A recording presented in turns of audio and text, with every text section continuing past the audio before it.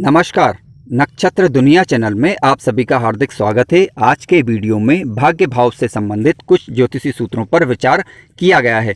कुछ महत्वपूर्ण बिंदुओं को उठाया गया है ताकि आप आसानी से भाग्य से संबंधित ज्योतिषी सूत्रों को समझ पाएं और इसके अलावा आप अपनी कुंडली में भी ये चेक कर पाएंगे कि आपका भाग्येश आपका कितना साथ दे रहा है अथवा नहीं। यदि किसी कारणवश भाग्येश पर्याप्त बल के साथ उपस्थित ना हो तब आपको किन ग्रहों को देखना है और किन चीज़ों पर विचार करना है, इसे भी समझाने का प्रयास सरल भाषा में किया गया है। यदि आपने हमारा चैनल अभी तक सब्सक्राइब नहीं किया है तो कृपया पहले चैनल को सब्सक्राइब अवश्य कर लें।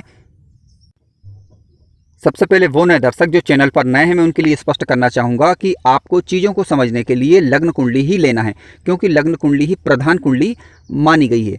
मित्रों ध्यान रखें, कुंडली का जो नवा भाव होता है, ये वाला भाव, ठीक है, यहाँ पर राशिकांक अलग अलग लिखा हो सकता है, यही भाग्य भाव कहलाता है और इसी से हम भाग्य का विचार करते हैं। किस प्रकार से करेंगे, आइए चीज़ों को एक एक करके समझने का प्रयास करते हैं।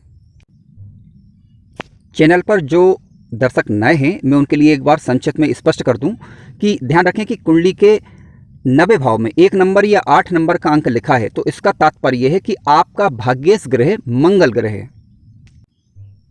यदि कुंडली के 90 भाव में 2 नंबर या 7 नंबर लिखा है तो इसका मतलब है कि आपका भाग्येश ग्रह शुक्र ग्रह है। यदि 90 भाव में 3 नंबर का अंक या 6 नंबर का अंक लिखा है तो समझ लीजिए कि आपका भाग्येश ग्रह बुध ग्रह है। 90 भाव में 4 नंबर का अंक लिखा है तो समझ लें कि आपका भाग्येश ग्रह चंद्र ग्रह है। यदि कुंडली के 90 भाव में 5 नंबर का अंक लिखा है तो समझ लीजिए कि आपका भाग्येश ग्रह सूर्य ग्रह है, ताकि जब हम सूत्रों पर विचार करें तो समझने में आसानी हो कि हमारा भाग्येश ग्रह कौन सा है। यदि कुंडली के 90 भाव में 9 नंबर का अंक अथवा 12 नंबर का अंक लिखा है तो समझ लीजिए कि आपका भाग्येश ग्रह गुरु ग्रह है। यदि कुंडली के 90 भाव में 10 नंबर का अंक लिखा मिले अथवा 11 नंबर का अंक लिखा मिले तो समझ लीजिए कि आपका भाग्येश ग्रह शनि ग्रह है। आइए अब सूत्रों पर विचार करते हैं। मित्रों ध्यान रखें कि वीडियो में बताए गए सारी बातों को ध्यान में रखकर ही आप किसी निर्णय अथवा नतीजे पर पहुंचें, एक सूत्र के आधार पर नहीं। क्यों? क्योंकि देखिए, पूरी बातों को आप ध्यानपूर्वक सुनकर फिर विचार करेंगे तो आप उचित निर्णय ले पाएंगे। आइए पहले सूत्र पर विचार करते हैं।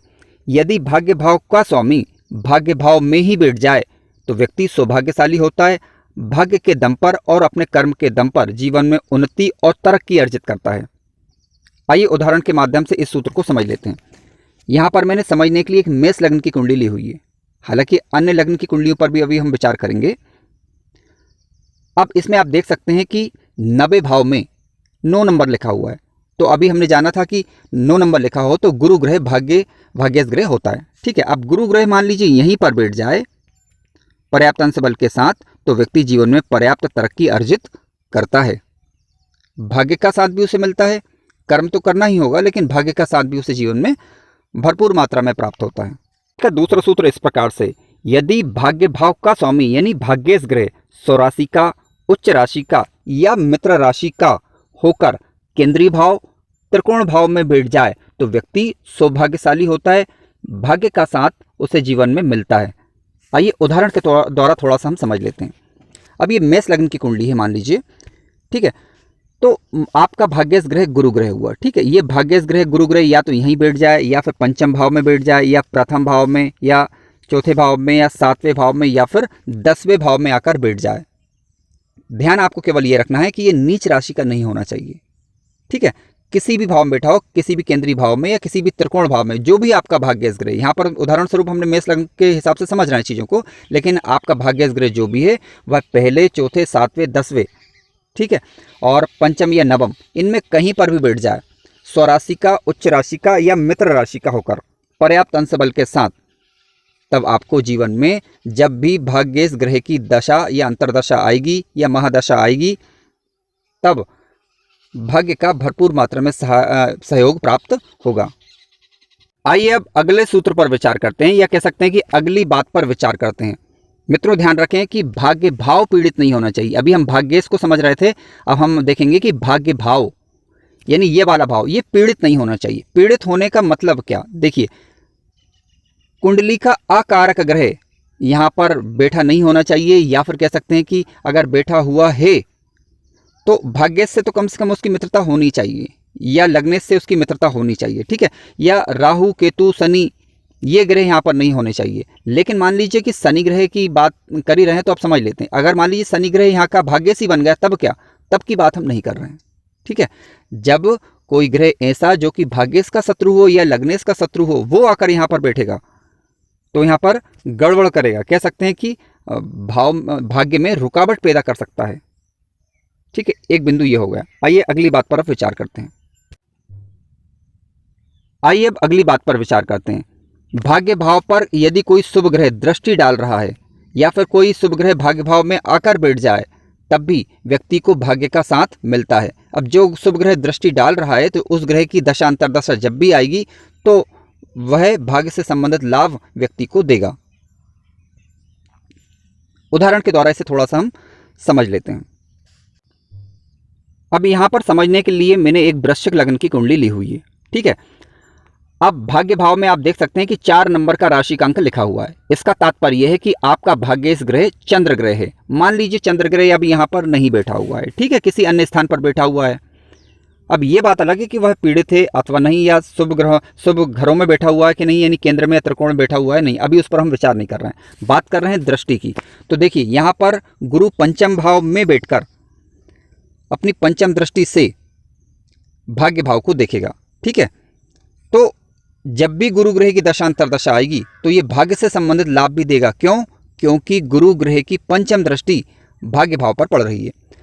अब वृश्चिक लग्न की कुंडली की बात करें तो इसमें गुरु और चंद्र में नैसर्गिक मित्रता होती है। यदि तात्कालिक मित्रता हो जाए तो काफ़ी श्रेष्ठ, नहीं भी हुई तो कम से कम ये सम कैटेगरी के तो रहेंगे ही रहेंगे। तो गुरु ग्रह एक तो मित्र ग्रह भी बन गया भाग्येश का, और दूसरा शुभ ग्रह भी बन रहा है यहाँ पर, ठीक है। गुरु ग्रह तो वैसे भी अपने आप में एक शुभ ग्रह है, नैसर्गिक रूप से पीड़ित होने पर भी ये शुभ फल ही देता है लगभग। मेष लग्न की कुंडली में, इसके अलावा आपका कर्क लग्न की कुंडली में, सिंह लग्न की कुंडली में, ठीक है, वृश्चिक लग्न की कुंडली में, मीन और धनु लग्न की कुंडली में, ये शुभ फल ही हमेशा करता है।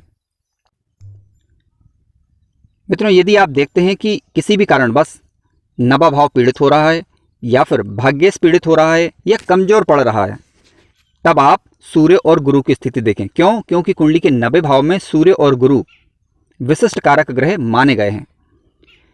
विशेष रूप से मेष लग्न की कुंडली में, कर्क लग्न की कुंडली में और सिंह लग्न की कुंडली में, इसके अलावा आपका वृश्चिक लग्न की कुंडली में, धनु लग्न की कुंडली में और मीन लग्न की कुंडली में, ठीक है। यहाँ पर तो विशेष ही कारक होंगे ही होंगे, और वैसे भी सूर्य और गुरु कुंडली के 9वें भाव में विशेष कारक होते हैं। तो आप भाग्येश को देखने के बाद सूर्य और गुरु की स्थिति पर विचार करें। मान लीजिए भाग्येश कमजोर भी पड़ रहा है, तब आप अगर आपका गुरु ग्रह कहीं से भी 90 भाव को यदि देख रहा है या 90 भाव में बैठा हुआ है, या फिर सूर्य ग्रह कहीं से भी 90 भाव को देख रहा है या फिर 90 भाव में ही आकर बैठ जाता है, तब आप ये देखें कि इन ग्रहों के पास बल कितना है, ठीक है। तो ये ग्रह भी अपनी दशा अंतर्दशा में आपको लाभ देंगे, विशेष रूप से इन 6 लग्नों में जिन पर अभी हमने विचार किया। आइए अब अगली बात पर विचार करते हैं। भाग्य भाव शुभ ग्रहों से घिरा हुआ हो। शुभ ग्रहों से घिरा हुआ होने का तात्पर्य क्या? यानी भाग्य भाव के पहले वाले घर में, भाग्य भाव के बाद वाले घर में यदि कोई शुभ ग्रह बैठे हुए हैं, तब भी ये भाग्य भाव को मजबूती देने का कार्य करते हैं। उदाहरण के माध्यम से समझ लेते हैं। मान लीजिए कि ये मेष लग्न की कुंडली है, ठीक है।